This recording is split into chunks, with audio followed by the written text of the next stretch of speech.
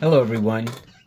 I want to try to take a moment to show you some of the equipment that I use in my pen and ink watercolor washes. A question came up recently where someone was asking about my fountain pens.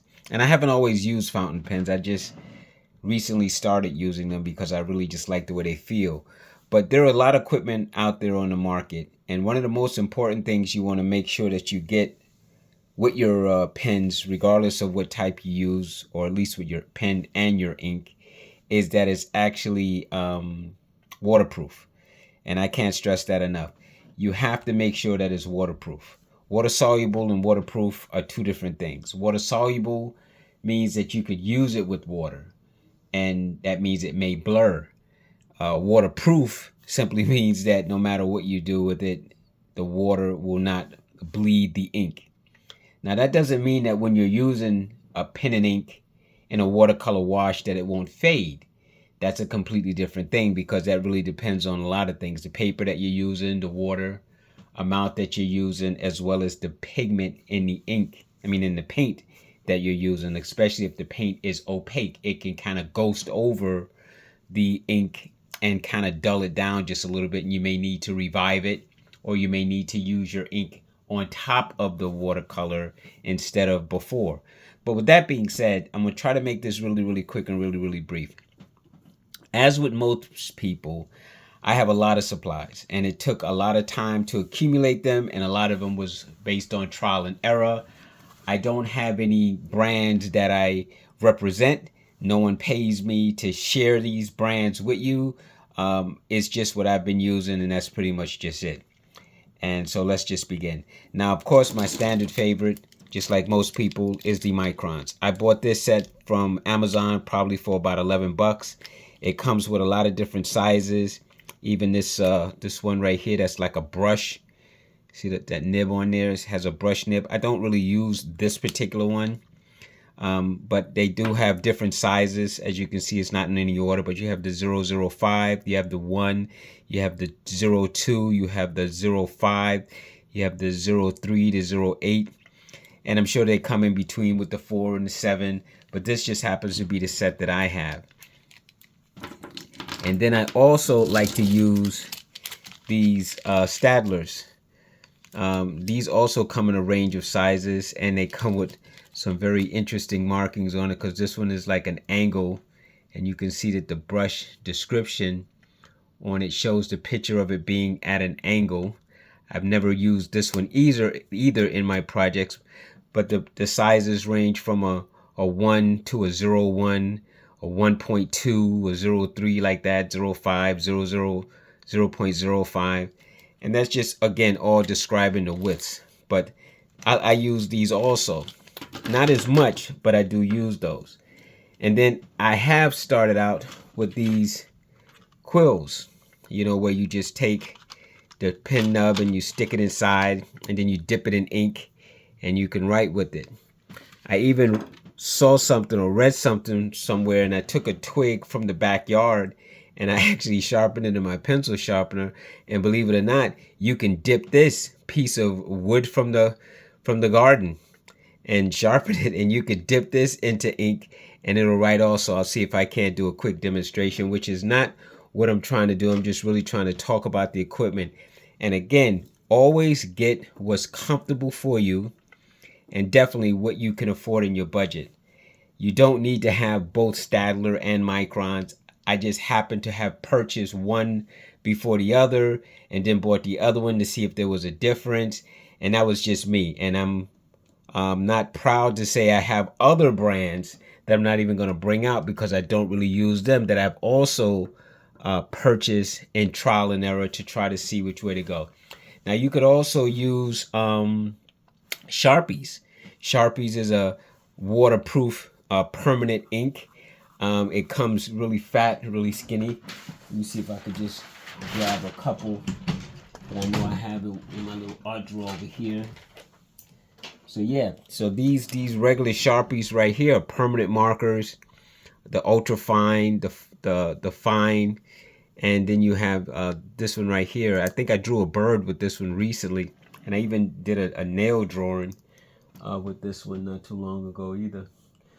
But these are also sometimes what I draw with, and you can wash over them. But you got to let your inks dry before you even attempt to wash it. So I just want to stress that. So why do I use fountain pens over micron pens now? Well, you can look at the girth. You can look at the weight. You see, holding a fountain pen to me is a little bit easier on my hand movement because it's a little fatter. These are very slim and very slick, and sometimes I really can't get a what I would call a really good hold on. I don't want to use this one here, so let me just grab something else. Of course, it's always going to be like that. So here, so it is, you know, you're gonna get a line out of it, so it doesn't really matter. I'm just gonna make some squigglies. I'm not here to draw a demo. So you could just, you know, make some lines with it. But then when it comes to my fountain pens, and this one needs some ink, so I'm gonna fill it for you, hopefully, so you can see that. You know, I get like a little bit more. See the color? Look at the difference. And then sometimes my fountain pen, when right now it's not going to do it, skips. See, and I like those little skips in my drawer, and it kind of adds to the wonkiness sometimes when I'm really just trying to quickly, you know, sketch in a scene. You know, I like the skips that it does automatically, and I get a much better ink flow. And to be honest with you, I think over time I'm going to end up saving more money with this fountain pen than I will rebuying microns that can't be refilled. I'm sure there's a hack somewhere on YouTube that'll show you how you can refill a micron pen. I just don't have the time for those kind of hacks with everything. Trust me, I love hacks. But in this case, if my micron pen runs out of ink, I'm tossing it and I'm buying a new one. You could buy it you know, singles. You could buy singles, or you can buy them by the packs. And I'm gonna, you know, just replace whatever I need or just buy another pack. But then when it comes to these fountain pens, you know, they come with, some of them come with a cartridge, but this ink in this cartridge is not gonna work for my watercolor washes because it's just regular fountain pen ink in a nice ink cartridge that I would put inside, use it till it runs out, buy a new one and put it in there. But this isn't going to help me with the waterproof. These aren't waterproof. But I can buy ink, and this happens to be Noodler's ink. See, I could buy this jar of ink for about $14, and I get 3 ounces, and this is going to last me a long time, and it can fill any of these different brands, which I'll go over the different ones that I have as regular fountain pens. But this ink is waterproof. And I know someone had asked us about Speedball. I don't know if Speedball ink is waterproof. You'd have to find that out, but that's key in the whole process. And because I'm using fountain pens that can be quite sensitive, I can't just put any brand of ink that's going to go across the board on all of them. Like I might could find an ink off brand that'll fit this one with no problem, but it may not work for these 3. Well, there's Noodler's ink, and again, no compensation from them. There's Noodler's ink I could use in any one of these. And that's why I like the Noodler's ink. Waterproof, and I could use it across the board. This one right here is actually, I think they call this one a TWSBI, because it's TWSBI is the initials for it. What they exactly stand for, I don't know. But this is a TWSBI Echo pen. It's black. It runs about $34, but you may could catch it on sale, and that's whether you get it on Amazon or if you get it from a manufacturer. And the thing about the TWSBI that I like, it has a nice fat well to hold a lot of ink. You sometimes have to load it a special way to fill it all the way up. But once it's filled, it lasts a long time, and you really get good color out of it. You know, you really get nice flow out of it on this 140-pound postcard type watercolor card. But I'm going to show you how you would fill it up, because it comes with, you don't have to buy a separate converter as you do for the others. Now, the cons of ink is it can be quite messy. So you definitely want to keep a paper towel around. And when you go to put the ink in, you don't want to go too far past the quill tip, when you dip it in the ink to fill it. And I'm going to twist this top here to push the ink out and then twist it back to pull the ink in. So as you can see, it's kind of empty. So I'm going to stick it in. Then I'm going to twist this down all the way first, as far down as I could get it. It's almost like a syringe. It has that kind of concept. And this particular brand of pen comes with this already installed, so you don't have to buy a converter as you do for the others. And you just simply twist it, and there. Tapping it a little bit. Now I'm just going to touch near the tip just to get some of the runoff off the pen itself. But you can see the ink is inside. See, and that ink that's in there is going to last me quite a long time. Now I'm just taking off the ink from around the tip, so when I use it, I don't get it all on my hands. And once you fill it, I just like the cap on here so that the pen has a little bit of extra length for me. You can use it right away, so you can go right back to using it. But in case I go down here, I don't want to get the ink on my hand because you have to really wash it off. But see, that's how you would fill it. And then you can store it laying it flat. You know, I keep my fountain pens in this little thing that I bought, and I just simply stick this inside here and put it in my backpack, and I'm ready to go. Nothing ever works for me when I need it to. Now this one right here is actually called a Lamy Safari. The Lamy Safari is just another brand, but it has a slightly different quill tip. See how it has a little ball at the end? See? Now you can still get nice ink out of it. This one has a converter in it, so I would have to open this part up, see, to get to this converter. Because normally it would come with something like this. Not this particular one. This is for a pilot, but it would come with an ink cartridge again. It would not be good for water, but you would just stick it inside there and just do your writing, write your letters and everything. But this converter allows me to draw up some of this Noodler's ink inside, and you can see this one is really filled, so I don't need to do anything with it. And this particular pen ran me, let me see if I got it over here, about 24 bucks. And the converter is right now on sale for about $1.95. They normally run about 12 bucks. So if I had to tell you which one to get, I would say get this one right now. It'll cost you $24 with $1.95 for the converter. And once you buy the converter, unless you plan on converting to other colors, you don't have to change that. But you could always flush it out and put in blue ink, brown ink, water resistant ink of those colors still sell. So that's that particular one. Then the next one that I'm going to show you is actually this one. This is a Noodler. Now the Noodler costs about $19. You have to buy the converter separate. Has a slightly different nib. See if it has any flow going to it. I think I let this one dry out. So I would need to open it up and use my converter to pull up some ink, but I'm not going to go through that right now. But this one is relatively inexpensive. It's like 19 bucks, you know, for the cost of this pen. I believe the converter is also part of this package, so you don't have to buy anything. It just comes standard with the converter inside.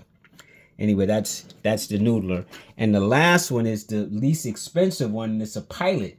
It costs about $9.34. You have to buy the converter, and the converter for this one is about $6.50. So you're talking about another 15 bucks to get yourself a nice pen. It doesn't hold a lot of ink, but it does last a long time. And once you get the converter, you do the whole twist off thing, and you can just suck the ink right up inside it by twisting it. So now by having this variety, it was me just trying to find which one of these pens would be best for me. So yeah, I did a little spending, but you know, these are my habits. I'm an artist. I just buy art stuff. I don't have any complaints about that. So anyway, those are my fountain pens. This is the ink that I use. It is a water resistant ink, so I don't have to worry about it. Once it dries, I can wash right over it. And this fills up all of my pens, and it lasts a long time. So now let's see if I could take a look here. Hold on. Okay. This is some carbon ink. This is not water resistant. And I'm not going to waste my Noodler's ink to show this wood stick demo, but I will use this. So I'm just going to open this up. I'm going to dip this inside, and I'm going to write with it. So here I'm just going to take it, dip this stick from the backyard in here, and see? It's just a regular stick from the garden. You just use it like you back in the 1830s or something. You just keep dipping and drawing. You're just going to take a lot to dip, but it will work. And this was free. I got this from the backyard, and I just sharpened it. And when it gets dull, I'll sharpen it again and just play with it, because I love experimenting with different things. And when I saw this, I was like, oh, I have to try it. And it sure does work. I mean, you could just write your name. You know, you could draw a picture. You know, you could do anything with this. This is just like a fountain pen that costs $34, 40 something dollars, except you're dipping it and using it. Let me just wipe this off because I'm gonna lay this down.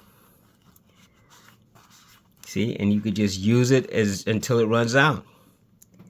And this particular one is the same. It's a store-bought. It comes with different size quills, and I should have mentioned that too. You can buy different size quill tips for any of those fountain pens I just showed you here, since this one seems to want to come out. Let me see if I can find one that's just going to fit on. I don't feel like having a lot of problems here today. I'm just trying to share. Okay, so here, you just push it on. See, it's in there, and you dip like you writing poetry. To be or not to be, that is the question. Whether it's noble in the mind to suffer the slings and arrows of defeat, you know. You could just go ahead and just use it the same way I showed you with the stick, where you would just dip and draw. I just find this takes a lot of time, and I don't have that kind of time when I'm drawing to want to constantly dip. But if you do, then this very well might be a great resource for you. So that's about all I have on my pens. This is what I use right here, right now. I draw a lot of pictures with this. I do a lot of journaling with these. I draw when I'm serious. I draw when I'm just playing. This is my go-to, and I use this one right here, the Twisby. I just like it. I just like the way it flows. I like the way it feels. I like the thickness of it, so I could hold it in my hand. I feel like I have a lot more balance, a lot more control, and I have a lot more freedom because I'm not thinking about it running out. I can see the ink is in there. I know it's good.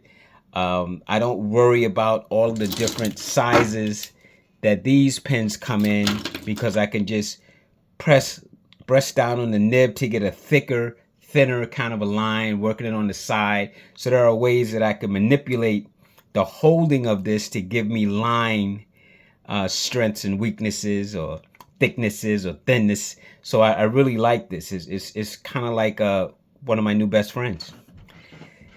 So on that note, that's my pens. That's what I use. This particular ink that I just showed you, the carbon, is not waterproof. The Noodler's is waterproof. These are all waterproof. And my fountain pens are filled with ink that's waterproof, so I can use these to draw with, as well as to do my pen and ink washes with. And that's all I have on pens. I'm going to do a video in a little while that I'm going to share about papers that I use. Then I'll go on to talk about the brushes that I use. I'm not necessarily saying in that order, but I do know the last thing I'm going to show you is the watercolors that I use. And I do have a lot of different brands, so I'll show you that. And then I'm going to show you what I would consider a good basic setup. So if I had to pick something from what I just showed you as a good basic setup, get yourself some microns. Don't even buy a set. Just buy a number 3 or number 5. And that should be more than enough to get you started. You can buy that open stock, meaning that you can get a single one, and you'll probably pay $1 and change at Walmart or someplace like that, Michael's. You know, so you don't need to buy sets. You don't need to have all of these different sets. You don't need to have all of these different pens. I just do because over time I've kind of played with a lot of them and trying to find my way. I think that's good if you could afford it. But if you're on a budget and you're just looking to get started, then limit yourself. Limit yourself to something that's comfortable for your budget. And again, you don't need to be confusing yourself. Well, when do I use the 05? When do I use the 3? When do I use the 8? Get one pen that's good enough for you, that's water resistant, that's going to make sure when you put your pen and ink to your watercolor wash, it's not going to bleed. I would say buy 1 Micron. If you think Micron brand is offensive to you, then there are tons of other brands on the market, even aside from Stadler. But just make sure that they're waterproof. Okay, waterproof, not water soluble. That means something completely different. And on that note, that's all I got. I will talk to you later. Hopefully you'll watch my next video. Bye-bye.